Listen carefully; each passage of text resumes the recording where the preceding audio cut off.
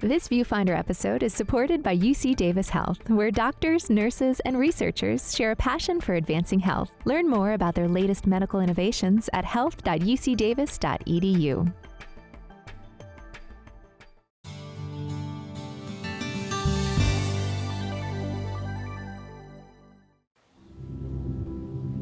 How has the pandemic affected our physical and mental health? I don't think there was anyone who was not impacted. This is an incredible, stressful event and collective trauma, and no one has control over it, really. But we do have control over maintaining a healthy mind and body. Discover the ways people stayed physically and mentally healthy despite the challenges created by quarantining and social distancing. It was their home workouts that really kept us going. It ended up being like the outlet that we needed during the pandemic. We'll explore activities that kept us safe, fit, and better able to maintain mental and emotional balance.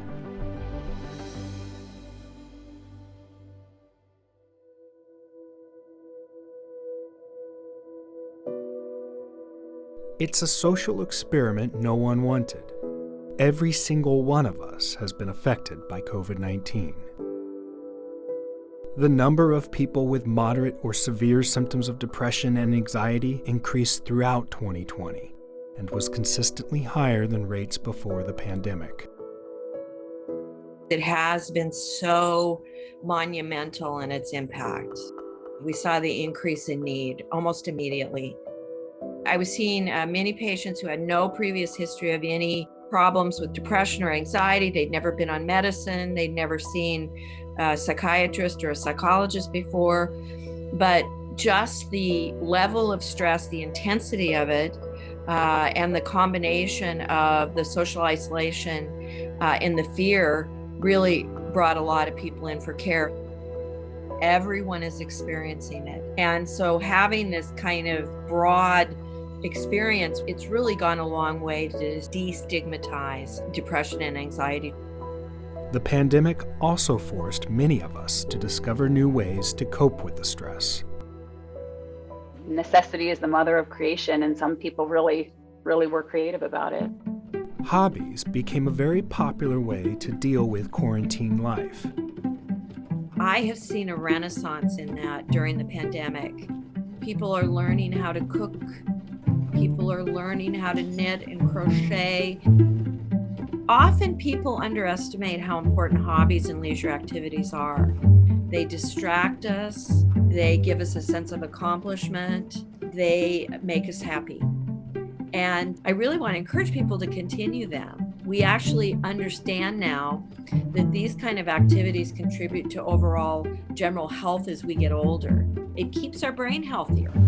Of course, one of the best ways to combat stress is through exercise. 30 to 60 minutes of exercise a day, even if it's just an indoor dance party, yoga session, whatever it is. Exercise helps to burn up stress hormones and release healthy hormones.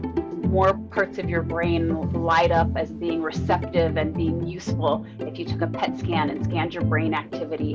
And so we know that exercise helps promote blood flow in the brain and can actually sharpen your brain function, even in just a 10-minute window. You always feel better, you're sharper, you're more efficient, you're more clear in what you do. So all of those things are effective. Heather Phillips and Colin Stevenson are well versed in understanding the benefits of a healthy lifestyle. They are, to say the least, an extremely active couple. I think that the gym and staying active, that's our thing. We both have always been into fitness, and I actually joined the gym before we got together. But I feel like I wasn't as serious with it or as dedicated until we started going and kind of pushing each other and motivating each other. Because initially I was only going a few days a week. And then once I got him hooked on it, then we were full-time 6 days a week. And it just kind of like ramped up from there. And then the obsession grew more. Not a bad one though. I think it's a good one. I mean, we talk about that all the time is you're having like a bad day or you don't feel like your normal self. Sometimes just going and getting up and being there for an hour can kind of change your day a little bit. Head, shoulder blades, and butt. We're gonna go 8 hinges. Heather and Colin attend the Academy Training and Performance Center in downtown Sacramento. So we usually sign up every day for a class. We usually cap it at one. It's rare if we go more than once, but on Monday, Wednesday, and Friday, they do strength training. So it's a lot of weightlifting. And then Tuesday, Thursday, Saturday, we do more cardio-based workouts. Shoulder blades and butt. It kind of usually takes a lot to miss a day. Well, the pandemic made them certainly miss more than one day at the gym. Like many others, their fitness routine was suddenly disrupted. At first, we kind of didn't know what to do. We wanted to still stay active and make sure, that we were obviously taking care of ourselves because, we had gone from going every day to then having nowhere to go. I would characterize it, for us, and I'm sure a lot of the other people, it was almost like panic. And, people were messaging them on Instagram and like, what are we going to do? Can we rent equipment? So we knew right off the bat from day one, we have to be able to continue to service our members somehow. Bar touches the neck, number 1. Number 2, the arm touch. Brian Francis is co-owner of the Academy. At that point, when we first closed down, we weren't even supposed to be outside. So we knew we were going to be doing the online thing. We didn't have an online setup established. So we just went with we already had was Instagram. The slower you move up and down, the more control you'll have. So we're going as fast as possible. Key concept here, don't cheat your reps. It was free for anybody. So as long as you had an Instagram account and an internet connection, you could follow along with the workout. This is the hip lift part of the movement. Drop back down and then stand. So we did our workouts on Instagram Live. We did 6 workouts a week, Monday through Saturday. We kept it consistent with the same time, 8:30 in the morning. At top, the lower you squat, the harder. We stay down, we're gonna take 1 step to the right, come back to center. Every morning we'd wake up and we'd be like, okay, what's the workout? So you could either do it with them live and follow along, or you could just do it at your own pace. And so that was something that was really nice for us for a long time because we had no home gym equipment. So I don't think we had a single dumbbell. Yeah, we did eventually cave and got on Craigslist and tried to find a barbell, and we bought one that was very old for a shameful amount of money. We knew how challenging it was to get fitness equipment 2 weeks into the pandemic because every place was either sold out or the cost was doubled. The expectation was people don't have anything. So the majority of our workouts consists of just body weight movements. And then we started doing things where we would tell people grab a backpack. Hopefully people still have books at home, right? They could throw some books in the backpack, throw some canned foods in there, stuff it with a towel so stuff's not shaking all around, and then just follow along with the workout that we did. They did all kinds of things that made it fun and, kept a little bit of your sanity. That was kind of, the one thing that we were still able to hold on to and, still stay active as much as you could. And with the tools that we had, which was not very many. We had a lot of support. A lot of people would repost, reshare. You're gonna drive that heel straight back. Heather and Colin were among some members who reposted Brian's Instagram videos to their own Instagram account. Let's go. Before long, it inspired them to start creating their own workout videos. While they were posting, their videos of them working out, I was like, oh, I should film us doing the workouts too. That was her wanting to post the video, not me. Yeah. They too got creative with their workouts. We got a golden retriever, and so I have a video of me squatting him at the beginning and at the end, and he's like 100-pound difference. It was crazy how many people were messaging me and being like, this is so cool, you guys, that you're staying active and still working out. And a lot of people even were like, this motivated me to get up and start working out, which I did not think was going to happen at all. I thought people would be like, okay, guys, we get it. You're still working out. That kind of became an everyday thing because it was, our way of, I guess, keeping each other accountable. And when we would feel tired or not wanting to to just work out kind of helped us through it, I feel like, a little bit. Also kind of just giving you a little bit of structure for your day. I thought that kept me, mentally sane in that respect. There you go. I think the great thing with them is they had the support of each other. They're definitely two of the hardest working people. I can't remember a single day during that entire 3 months that we were closed down that they did not join in with the workouts that we were doing. And they're still like that to today. They were there day one when we reopened, and they still show up 6 days a week. They really did what they could to not only keep us going and keep us healthy, but also, keep themselves afloat. And so that's why, the second that they reopened, we were the first ones knocking on the door, ready to work out. Before we get going, we do have a full class of 35 people. So if you're not signed up. You think that those things will always be there. Yeah. I'll just go later, I'll go tomorrow. It's crazy how much we missed it when we couldn't go anymore. I don't think we'll ever take that for granted anymore. When we look back on, being quarantined and COVID, I think that we'll see obviously how much of a role that the academy and the home workouts and all of that kind of kept us sane, gave us something to look forward to, and how we still kind of felt like we were working out with them virtually. And I know looking back, that's going to be kind of a highlight of that period of our life. It ended up being the outlet that we needed during, the pandemic. Certainly for people who, like taking Zumba classes, or who engaging at the gym with the other people in their spinning class, or, weight training in their group. And when that shut down, you don't get the same camaraderie from the group that you work out with, and it broke some of their social connectedness as well. I mean, we think about being social with our family, but many people are social in the groups that they exercise with. If you play basketball, or you've got, a softball crew. Or a pickleball crew. These seniors are happy to once again be playing the sport they love so much. Getting back to playing was wonderful. I love the game, and I love the people. I miss all of them, well, most of them. I'm 64 years old, and one of the main reasons why I really enjoy pickleball is just fun being out there. It's a lot of good, healthy fun. Vicky Estrada and Bill Okuno are part of a pickleball group made up almost entirely of seniors. And they welcomed the reopening of the recreation center's indoor courts after they were closed for several months due to the pandemic.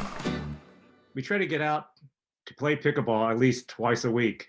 Before the pandemic, we used to go maybe 3 times a week. I played 4 times or 5 times a week before COVID. Early in the pandemic, no one in the group played the sport.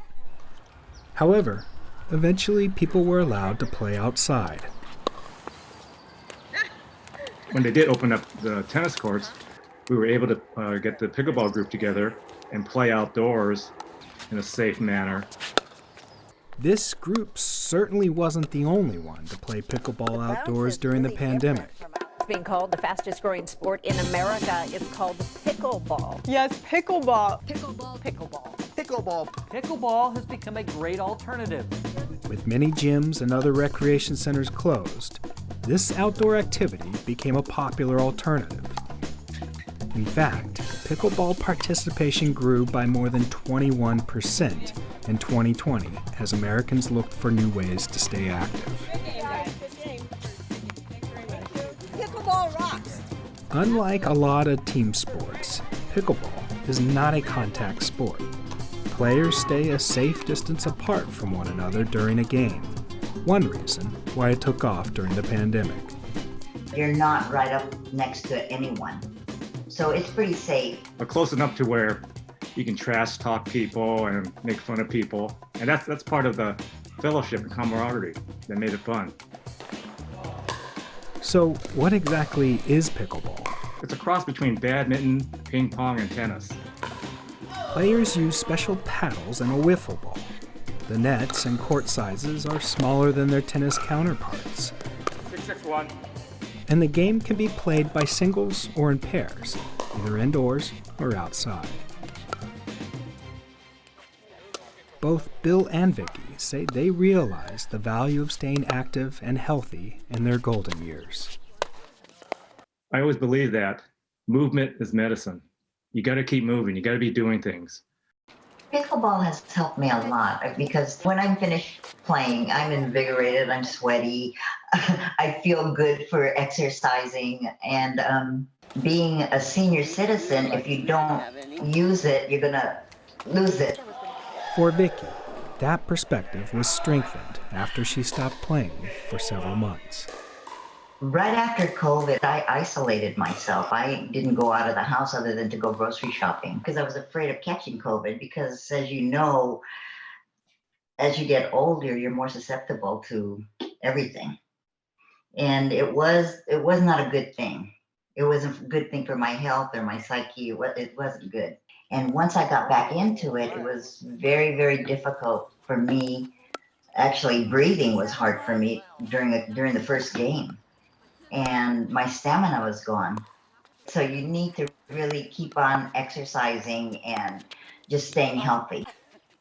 I think that a lot of folks don't even understand how social we are. It is in our DNA. We are social and group-based beings.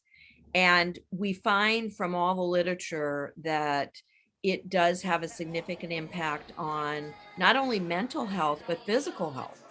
So if you have a good social network and you feel supported, you're going to be more likely to get out and exercise, and you're going to end up being less depressed. Certainly, exercise has its benefits, but it's not a cure-all for all the challenges this pandemic has created. Parenting has been a challenge for millions of people. Each parent faced it in different ways. For new mom Jenny Gomez, it was an exercise studio community that ended up helping her through this unprecedented time. I'd heard that prenatal yoga was something that parents should do, so I thought, okay, let me give it a try. Jenny discovered a studio called The Root. Exhale, sit back. Not only is it a prenatal and postpartum exercise studio, but it's also a childbirth education center for pregnant women and new parents. I was pretty excited that it was a place that not only had the prenatal yoga class, but it seemed like, you know, sort of this community for parents, and that's what I was also looking for. So it's kind of like I got a 2-for-1, right? Pretty quickly, I saw the physical and, you know, emotional effects, honestly. Every week that I started doing prenatal yoga, I noticed a difference. Maybe notice where in your body you're feeling the breath, and slowly let the exhale out. My philosophy with prenatal yoga is that pregnant people are very strong and they can do a lot more than we give them credit for. So as you breathe in, maybe you pause at the top of the inhale. It kind of gets your body to start preparing for getting through an intense sensation with breathing and staying in it. Stay here, breath in and the breath out. I was already in the birth world before I did my yoga training, and I think that they marry so well together. So much of the mind-body connection, the breathing through something intense, the kind of runner's high you get after an intense yoga class and you get after birth often too, like it all fit together so well for me and helped me with my own mental health to have that physical processing of emotions. Just knowing that I had that hour after work was really nice. You know, being a full-time working pregnant person, you know, you don't always leave a lot of space for self-care. And I really felt like that was an hour that I could give back to myself and connect to my belly. I went to prenatal yoga from my second trimester all the way up until the night that I went into labor with my daughter. So I went to that yoga class on a Wednesday night, and within 3 hours, I started having labor contractions. Jenny had her daughter Sierra at the end of November 2019, and she continued to take yoga and other parenting classes offered at the Root. But then the pandemic hit. She was just a few months old when March 2020 rolled around and the world shut down. It was such a surreal time trying to, grasp motherhood. This is my first child. So, I was faced with trying to understand the parenting journey and trying to navigate a pandemic. So Kelly's studio played one role for me in how I could find community during the pandemic. Even when COVID-19 forced many businesses to close or cut back, Kelly continued to offer classes and support for her community at the Root. I honestly credit Kelly and all the small business owners in our community who had to pivot so quickly to an online model, despite everything that was happening, and to provide us with that stability. Let's start sitting up nice and tall.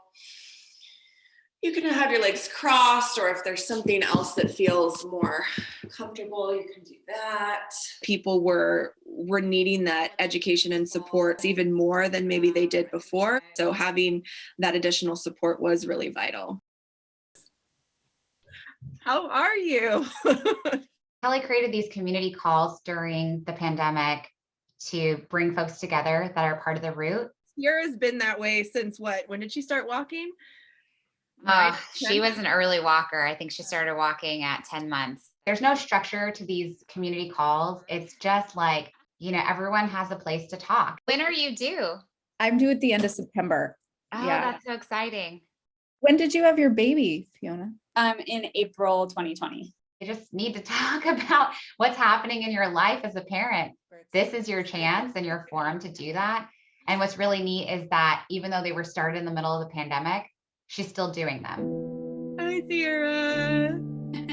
What do you think, big girl? You wave? You want to wave to everyone? I definitely think that being part of a community, whether it's a family community or social support, or in this case, an exercise studio, I think having to find that sense of community wherever you find it during the pandemic was so important, at least to me.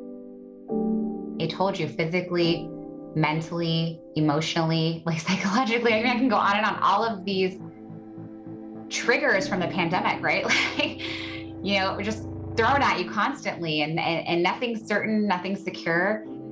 It's just really nice to have that support that I need as I'm journeying through this world, being a parent during the pandemic, after the pandemic. We have our cute little hats, mommy and me hats that Nanette made us.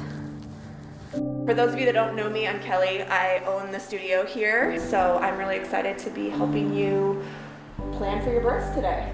Having the business in some ways was a gift during the pandemic because it made my struggling during the pandemic less so, just because I had something to focus on. Kelly, during this entire time, going through her own things, was still putting herself out there and still doing everything she could to help other people feel like they weren't isolated. It's hardwired into my DNA to be a helper and to be supportive of other people. So it gives me, it makes me feel good to help other people or to let someone else know that they're not alone. I want to say from the bottom of my heart how grateful I am. I thank you, Kelly, for everything that you've given to us as parents. It's meant a lot to me personally, and I know that there are so many parents out there that appreciate everything that you've done for us. I think that there are always silver linings. I think that we have a deeper sense now of how connected we all are. If somebody goes through life and doesn't ever have a stress, they don't grow as a person. They don't become stronger. It's rewarding and it's definitely humbling because you've impacted these people's lives enough that they're continuing to support you. I don't think anyone can say that they've come out of the pandemic the same person that they were in February of 2020. I think there are people who found something new that they like. Hopefully people grab onto that with both hands and hold tight. And whether it's the gym or the trails or the streaming apps, just not letting those things become a way of the past. Don't waste a crisis only on the bad. You have to look at the good that comes out of it.